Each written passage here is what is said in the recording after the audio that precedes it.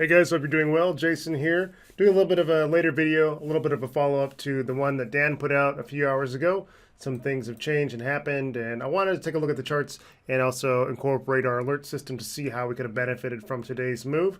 But first of all, let's take a look at the 4-hour time frame on Bitcoin. I just wanted to point out that this pattern that Dan alluded to in his video, this is a 4-hour wedge. And the way that I draw wedges is I look for the tops of my green candles and I try to find something that correlates pretty well. So this would be the first target that I would pick for my wedge. Not worried about what happens previously. I'm worried about finding connections between the tops of my green candlesticks and making sure that the ranges of the next candlesticks stay inside the proposed trend line that I have. Because the trend line is not considered an actual trend line until we have multiple touches. 2 touches is not enough. You can draw anything you want and find anything you want. Until you get 3 confirmations, it is not a trend line. So 1, 2, 3 here, 4, and then finally we get down here where things get interesting. Just to make it our wedge, I'm going to draw in the bottom. The bottom might not be correct, but all that matters is that it is this wedge shape. So we have our breakout, we close above it somehow, and bulls are starting to wake up. We get a doji here with a back test of our support line, and that's when the volume really comes cranking in here, and we start to see this rocket ship up all the way to, what is our high? Wow, 3,744 before starting to pull back. So another cool thing I wanted to point out also on the 4-hour time frame is a larger wedge that also contains this price action. So let's zoom out a little bit and see if we can capture that here. And I'm going to draw it in really quick, and then I will record again. So let's go ahead and do that. We'll mark in our second wedge that we have. Again, we're taking this first green point, so the high of this green candle, and we're looking for something that's going to give us a nice range. And what we'll do is we'll take this green candlestick here, that's a nice one, in a downward slope. We don't get really anything else in this range until what happens? We smack right into it as an area of resistance on this 4-hour uptrend. Interesting, I'm going to mark this as a valid wedge inside and containing the support of our other wedge. So we've got a couple signals here for pretty good reversal. Now, in order to break out of this, we need to get over and close above this new trend line. So the one my cursor is on right now. So far we've rejected. Our RSIs are going to be pretty high on all of the sub time frames here. So I'm not surprised that we managed to get rejected from that. What we're going to have to go and do is look at the 15-minute time frame, see what that looks like.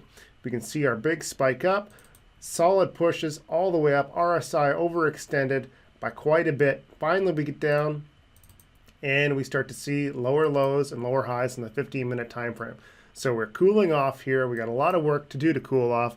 But for the 4-hour bulls, they need to get over this trend line, hold it, back test it as support, as we've seen on the other wedge down here. Breakout, a doji, back test the support, confirmation, and then take off. We want to see that happen again over on this trend line for the next move up. If it comes, that's what it's going to look like, I think. So let's go take a look at our alert system, see what our alerts were and how we could have benefited from this. If you were like me and not paying attention to these particular assets, that's why we have the alert system. So you don't have to watch them all the time and you can still capitalize. So let's go check those out. So let's start off by looking at the 15-minute time frame for BTC USD on Bitfinex. We're going to look at Coinbase too and see how those differ. On Bitfinex, we see that we are doing our meandering, our slow, nothing's happening thing here, and then we get an abnormal volume. This is right around where we break above our trend line on our 4-hour time frame.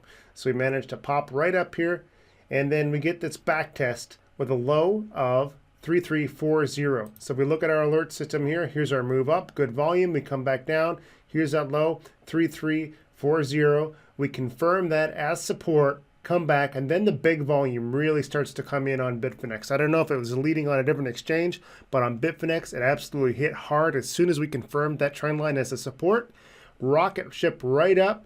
We hit this 50-minute oversold, pull back in a big way into abnormal volume again, start riding our MAs, get overbought again, and have that abnormal volume catching the top. Now we're setting 15-minute lower lows, looking for that trend change for continuation. So let's jump over to Coinbase. Looking at Coinbase now in the same time frame, Bitcoin again. This one's a little bit more interesting because we have this cool little indicator that's right now on Coinbase, potential equilibrium. So what does it do? It tells us when our coins are in equilibrium, when we're in a pattern of setting lower highs and higher lows, tightening formations, tightening ranges, and then when you get a breakout of those, as we see here, we get a lot of volume. So here's our equilibrium, here's our new level. We can see that we test that level, come back, test the EMA, break above it into abnormal volume. That's when things start getting interesting. We come back down, test that support again. That's when the big volume comes in again. Same thing on Coinbase. Get our overbought 15-minute right into our abnormal volume. Keeps on climbing up, abnormal volume catching the top there. Let's take a look at the 30-minute and hourly time frame. So just an interesting move right on Coinbase. That potential EQ was a great opportunity here.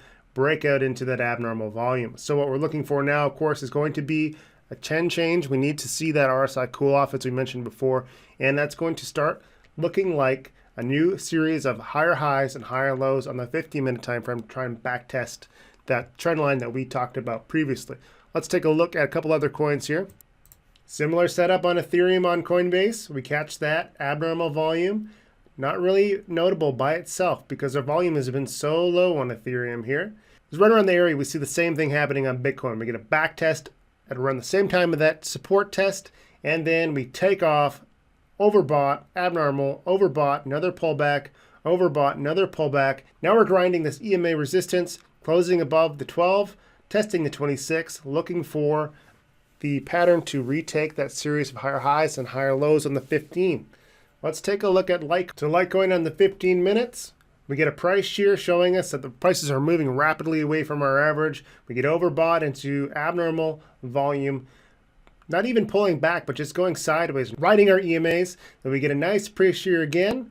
This one's going to be a valid price shear into overbought conditions sideways. And now we're starting to see the appearance of continuation price shears. So the price shear basically tells us, are we overbought as compared to the past, say, 4 hours? And if the price is still high enough, it's just going to fire the same shear. So we are still in shear conditions on these three alerts. It's not that they're invalid, it's that they're a continuation of everything that we've seen up until this point. Finally, we just keep on moving. We hit overbought again, abnormal volume again, finally taking a breather, price coming down, and now setting up again above our EMA 2612 junction. So overall, a pretty fun day. Crypto still has a lot of fun to be had in it. There are a lot of trading opportunities. They might be fewer and far between these days, but there's always a possibility to make money and have fun trading crypto and using tools like this. And if you're still watching, you're still using the alerts, I really appreciate the support because this stuff is amazing. And when you get these alerts and you're away from your house, you jump on your phone, whatever you're doing, run your computer, you can still capitalize huge and make the most of these opportunities. And these abnormal volumes, these price shears, and these overbought indicators are going to be your bread and butter for a very long time in crypto and pretty much anything else. So keep on watching them. Hopefully we can reset and take this new 15-minute uptrend again, set a nice support at that trend line, and just see some nice continuation. Bulls are definitely overdue for some fun in this space. So I'm excited, and I hope we can make a lot more cool videos just like this one and good breakouts over the next couple weeks. And I hope that I get to talk to you very soon. Thank you for support again, and take care.